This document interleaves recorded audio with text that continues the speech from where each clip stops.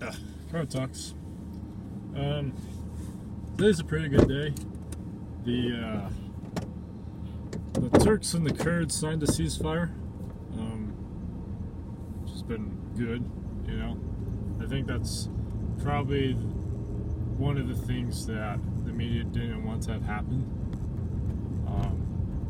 They preferred them fighting because it made Trump look weak. I guess they don't like seeing Trump's plans come to fruition. But you know, like this is a good thing, you know. And hopefully, I think it's like a 5-day ceasefire, but I think it'll probably continue for a while. Yeah. I don't know. Like, so sometimes I think like the Kurds are only really our ally out of necessity, you know. Like if they didn't ally with us, they would definitely be destroyed. It's not necessarily that they have views that align with ours.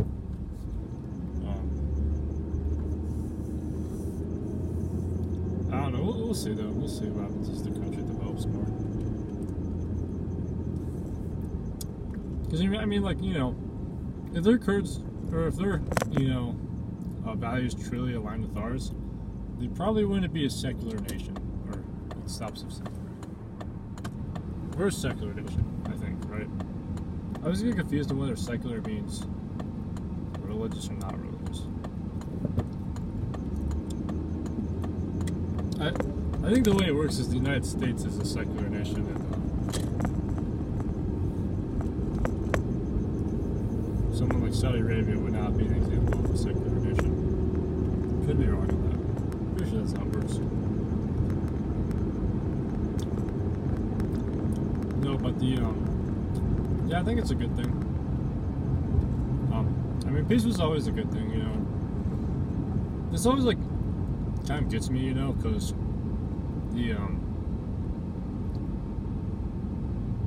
it seems like a lot of like members of Congress are like they got like 350 like votes in the House of Representatives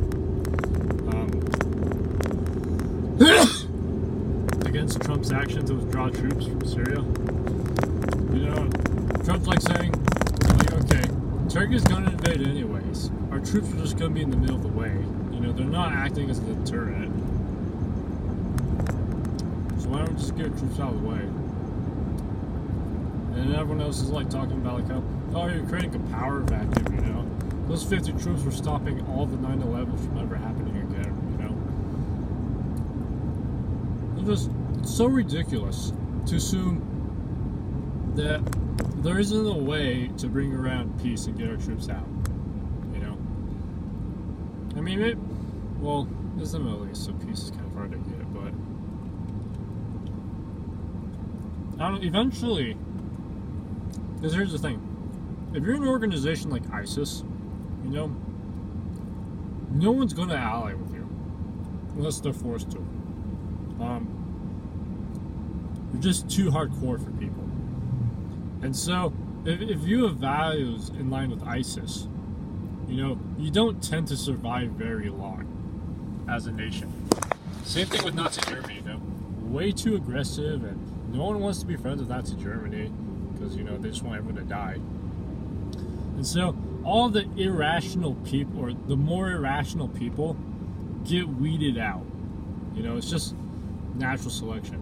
You know, if you're not willing to be able to make compromise and alliances and stuff like that, you're just gonna die. No one's gonna like you. And so that's what happens with like something like ISIS, which means you're left with states that either are too powerful to be, you know, taken out, but generally those states tend to be more rational too, because it's difficult to get to this level of power and maintain it.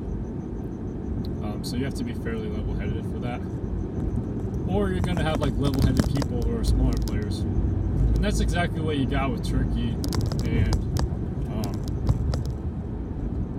the Kurds. And so, you know, they're willing to come to a compromise. Completely insane, crazy, you know, full Islamic republics, or not republics, full Islamic states, you know, they get weeded out. They all die, or get captured or something, you know. So, that's what happens to you.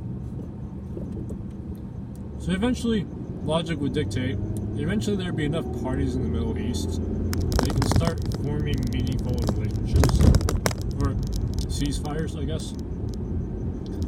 And then, as time goes on, you can start, like, if they border each other, they may start interacting with each other in a friendly manner more, like there might be more trade or something. And then if they get their economies intertwined, then the war is even less likely.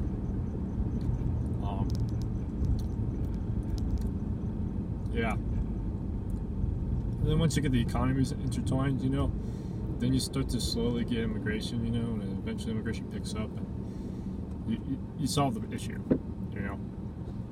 Bury all the history. Like, people forget, like, the Mexicans and the Americans went to war. The Mexican-American War, huge thing. Bury the hatchet way long ago. For some reason, the people in the Middle East have been fighting for hundreds of years, and they can't get it buried. And, like, the Middle East was, like, the first place people started fighting, too, so...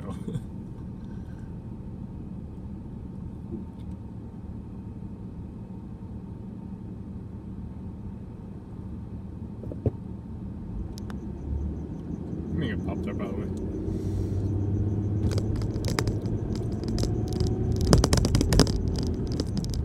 But, yeah. I don't think either side actually really wants a war. I mean, of course, there's going to be, like, the extremists, I think,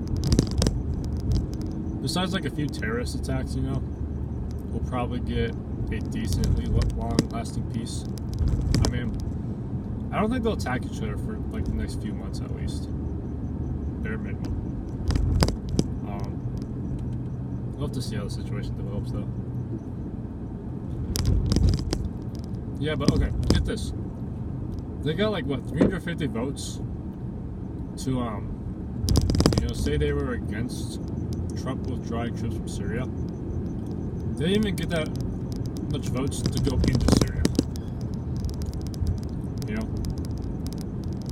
Ridiculous. So, I mean, it seems like they're warmongers, This makes sense. Even in my state, I have a Democrat senator, right? I think, oh, that guy is probably, against war, Wrong. He's a huge supporter of war. You know why? Okay, we got Lockheed Martin here, We got a ton of aerospace companies that are over here, And we got, like, Colorado Boulder has, like, the best aerospace, department in, like, the country or something, right? So we got a ton of aerospace and military companies here in Colorado. And they will give you, like, tailored responses anytime. Okay, you ask, like, a question, you say, like, let's say you ask, like, an environmental question, right? You don't get a response. Or you get, like, a really bland generic one. You ask, why is the F-35 Joint Strike Fighter program still, a thing? They send you, like, a tailored response talking about it's too expensive to cut, that they should just, like, this was a few years ago before, like, they start selling them, but yeah. Ridiculous.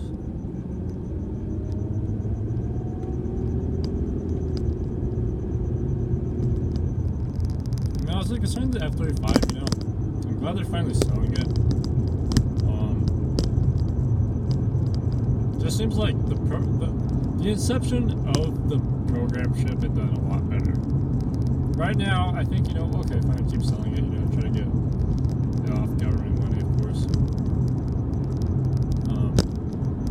I don't know.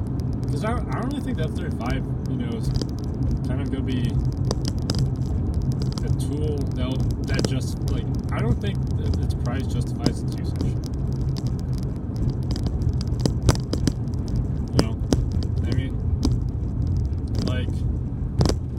A stealth aircraft, just build a better stealth aircraft. You don't have to make it a VTOL. You don't have to make it a multi-role jet. I mean, because that's what we use most of our aircraft for fighters these days. They're multi-role vehicles. They drop bombs or AJMs. So, why does a how many people do?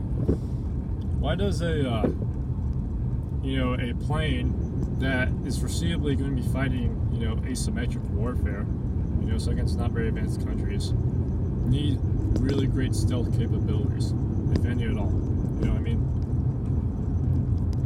Like, honestly, I don't even... Okay, this might be... I'm trying to think how I want to say this.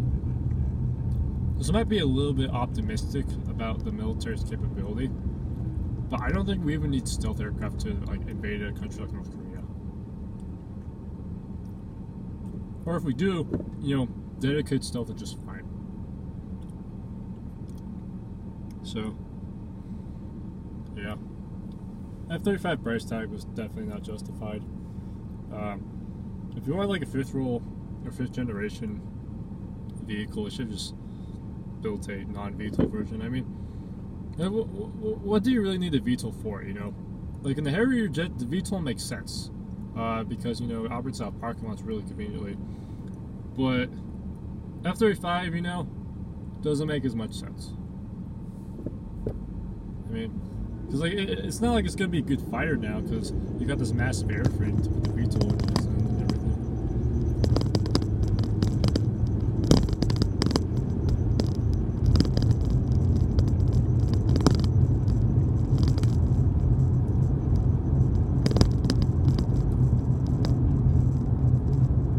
I don't know, in terms of like military development, I think, you know, obviously like missile defense is probably where you want to put like a lot of emphasis. Like, you know, if you can build missiles for cheap enough, you know, they can easily replace a bomber. Well, bomber's pretty easy to shoot down, actually.